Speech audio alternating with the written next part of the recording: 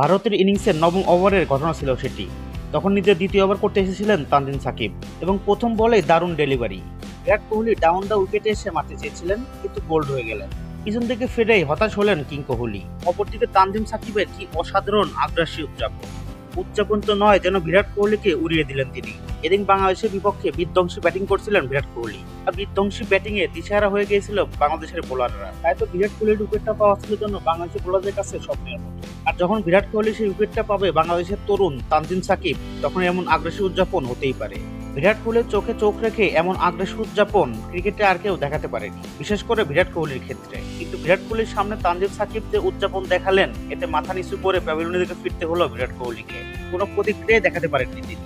Virat Kohli out হওয়ার আগে 28 বলে 37 রান করে প্যাভিলিয়নে ফেরেন। এর পরের উইকেটে সূর্যকুমার যাদব এসেই পরের বলেই ছক্কা খান তানজিম সাকিবকে। তবে এর জবাবটা ভালোভাবেই দিয়েছেন তানজিম সাকিব। এর পরের বলেই সূর্যকুমার যাদবকেও আউট করে প্যাভিলিয়নে ফেরান তিনি। দুর্দান্ত ডেলিভারি ছিল এটি। উইকেট কিপার লিটন দাসের কাছে ক্যাচ উঠে যায়। এতে আম্পায়ার আউট দেওয়ার পর হতাশ হয়ে প্যাভিলিয়নে ফিরতে দেখা যায় সূর্যকুমার যাদবকে। এতে মাত্র 2 বলে 6 রান করে প্যাভিলিয়নে ফিরতে হয় সূর্যকুমার যাদবকে।